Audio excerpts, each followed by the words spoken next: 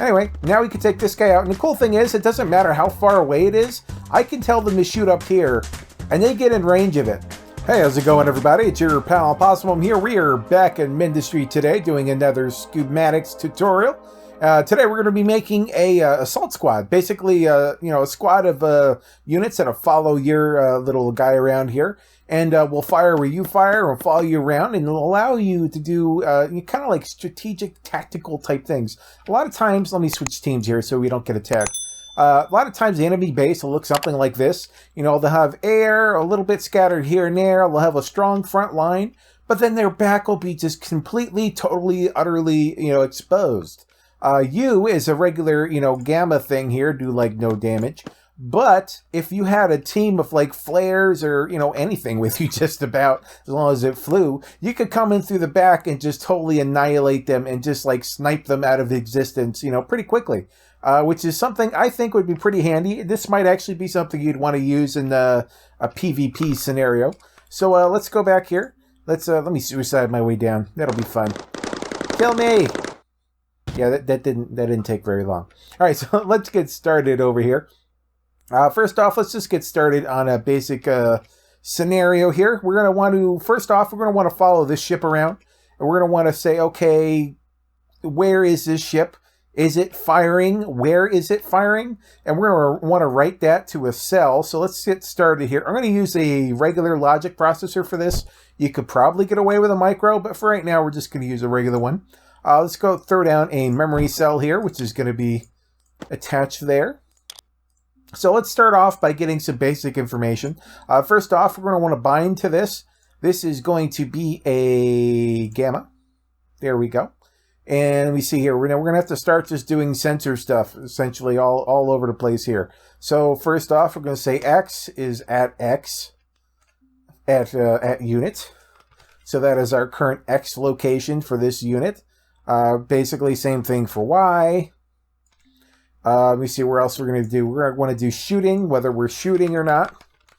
So let's get that. It might just be at shooting. I'm going to double check here because I can't remember. Where is it here? Yeah, shooting right here. And now we're going to get the shoot coordinates as well. So let's go ahead and get that.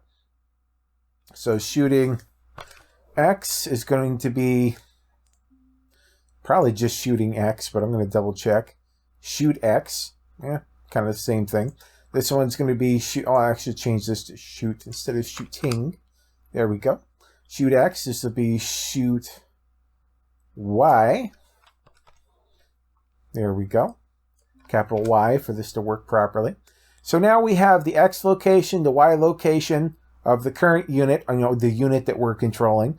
This technically is any gamma that's, you can access. So, if you're doing like team PvP, you can run an issue with this. This is kind of like, just your own gamma kind of thing. You could work around that if you wanted to. Right now, I'm just leaving it as is. I don't want to get too complicated with things. All right, so we have whether we're shooting or not and the place that we're shooting. So now we need to start writing this stuff to the memory cell so we can access it with the other units. So let's go start here. First, we're going to write X at 0, Y at 1. The indexes that I choose for this don't really matter as long as they're consistent because I'm going to need to reference them later. Whether I'm shooting or not. To index 2 and shoot X and shoot Y. So shoot X, this will be 3, shoot Y will be 4, and to shoot X and shoot Y, we won't even need to reference unless shooting is true anyhow. So let me see here, I think that's all we really need from this one. Basically, we just need to write this information to a cell so we can reference it somewhere else. So this should be all that we really need of this one. Like I said, we could probably get away with using a microprocessor for this. It's not really a big deal, but for this one right here, I definitely probably going to want to use at least a logic processor. I was just making sure the logic didn't copy over, and it did not. So with this one, let's see what kind of units we want to use. Let's look at the unit list real quick. See, we could just go with flares, which are over here if we wanted. It's not a horrible choice, especially if you just want to rush somebody as soon as possible. Not a bad choice. I would probably use something like that more often in a quick PvP scenario. We might just use Zeniths for funsies. You know, let's just do flares for now. Yeah, we'll just do flares. Why not? It'll be quick and dirty, but you can use this for any flying unit that shoots, essentially. You know, you can remake the schematic to work for you in like all of 3 seconds. It really won't be that hard. So let's start off here. We're going to bind, unit bind, to a flare. I said we were going to do flaresy. And let me see here. Now we're going to start wanting to read information. So let's go to the read information here. We're going to read from cell 1 at cell 2. I want to know if we're shooting or not. Shooting equals cell 2. Cell 1 at index 2, rather. And if shooting, I kind of want to ignore the player position and kind of just go to where they're shooting, within range of where they're shooting, and then shoot at it. If they're not shooting, I just want to hover around where the player is, essentially. I'm talking with my hands like you guys can see. Sorry about that. Anyway, so let's go here. Shooting. If shooting. If shooting not false equals true, it doesn't really matter which one you do here. If shooting true, we're going to move on and do shooting type stuff. But for right now, I'm just going to have it pretend that the shooting is not true. So we're going to do that scenario. Shooting not true, we're going to read. And player X is going to be index 0. Player Y is going to be index 1. And basically, we're just going to go to player X, player Y, and that'll be just about it. So let's go here to approach, unit control, approach, player X, and player Y. Radius, this is just, you know, whatever you want, as long as it's within whatever makes you happy. I'm just going to put 5. And that'll really be it. That's all you really want to do. If you want to, you can go to target and hit shooting no, so that you make sure that you're not actually shooting at anything. I'm not against doing that, because otherwise sometimes it can take a little while for shooting to turn off. So let's go ahead and do that. We'll go to target. It doesn't really matter. Shoot 0. 0 is the same as false, essentially. 0 for false, 1 for true. So basically I'm just saying, you know, target the player. It doesn't really matter where you target, but the important part is don't shoot. Stop spamming, you know, the map with bullets, because it's not doing us any good. And that'll be it. We'll just throw an end right there, and that'll be end of that scenario. Now we're going to actually cover the shooting equals true portion. So now we're going to say, we're going to have to read information here. Let me see. Target X is going to index, I think it's 3. I think 3 and 4, X and Y. I'm going to have to double verify that because I have the memory of a goldfish. There we go. And let me see, 0 and 1 for X and Y. 2 for shooting. 3, 4 is target XY. I'm pretty sure. I could be wrong. Actually, now I'm thinking about it. Am I getting the target XY properly?